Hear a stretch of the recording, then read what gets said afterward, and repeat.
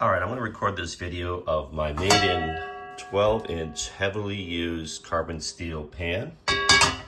This is because our friend Yuri, also known as Uncle Yuri, has a hard time pulling the trigger on this pan. So I'm going to show him what it's like to cook eggs, specifically scrambled eggs, because fried eggs, no problem. Scrambled eggs, slow cooked on low heat, can actually be a little sticky, so we're going to do that here today. So I've got fairly low heat.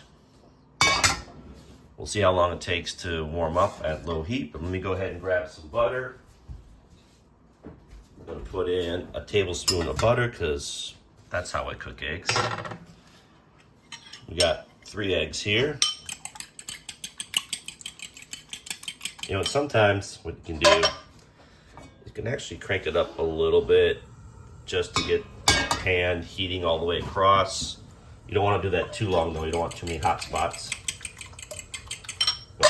Leave that on for about 15 seconds. Then we're going to bring it back down to low heat again. There we go, low heat.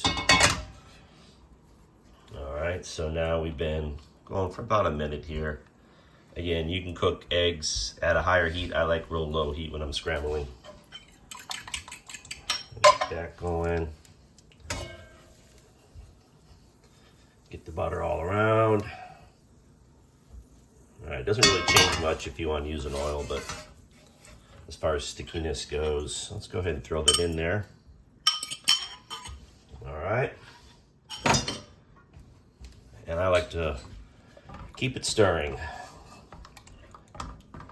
so they don't dry out. Okay. And you can let it sit for a little bit here and there. Let's see, now we're about 1 minute and 46. I think I threw it in when it was about 1 minute and 20 of warm-up time. So a little bit, a tiny bit of sticking to the pan, you can see. All right. Pan's getting hotter and hotter now. Again, if you don't stir your eggs as often, it won't stick as much. I just like to stir them constantly. It's just my style. All right. A little hot in the middle. Start to hear the sizzling sound. All right.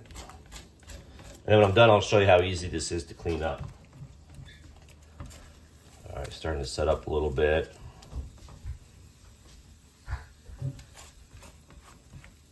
All right. Yeah, definitely stick in there in the middle.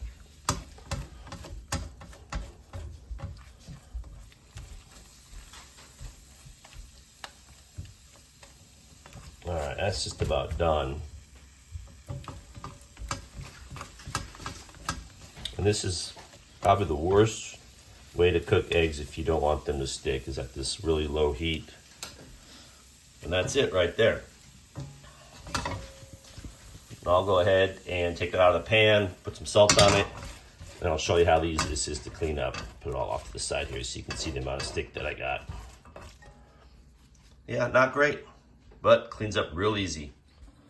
All right, so now we're going to go ahead and clean this pan. And I admittedly will say this is probably the worst sticking I've ever had on this pan. Maybe it was a little bit dry and this pre-seasoning wasn't quite there today, or maybe just that hot spot I had in the middle. But I'll show you how easy this is to clean up. So go ahead and spray it with some hot water. No soap, just hot water. All right.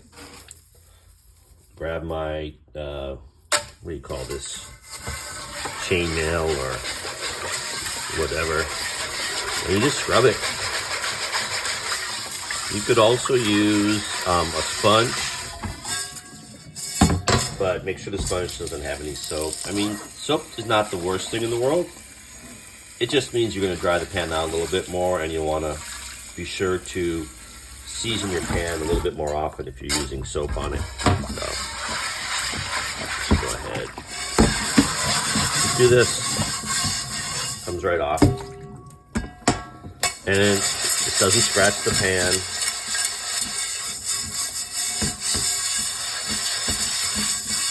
There. That's about it.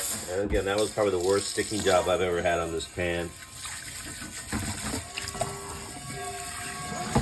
Oop, missed a spot in the corner here. You can just use your finger. That's it.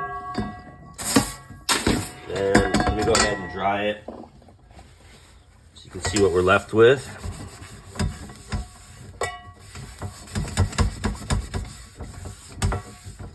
Oops. There we go. That's it. All right, last we'll go ahead and season this. That is looking pretty dry. Actually, I haven't seasoned it in a while, so I like to use a nice grapeseed oil. It doesn't take that much, honestly. That's actually too much. And I apply it before I even turn on the heat. Get it all around. You don't want any residual. Every once in a while, like maybe once a month, I'll also do the bottom. Let's just do that today. Just throw a little bit on the bottom. Just barely any on there. And you really want to wipe it up. You don't want like any pools of it, any streaks of it. Just a very, very thin layer. That's it.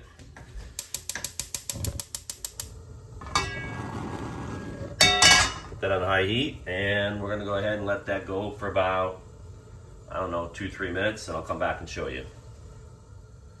All right, so I let it run for about 2 minutes, and since I can see some streaks in it, I probably had too much oil on it. I think I was rushing it a little bit. Should have wiped more of it off. We're pretty much done. It's all dry on the bottom. Go ahead and turn off the heat. What I like to do is grab the same paper towel I used before, since it has a little bit of residual oil on it. And since the sides of the pan still have some oil, the middle of the pan is dry, we just kind of give it a once over. Go.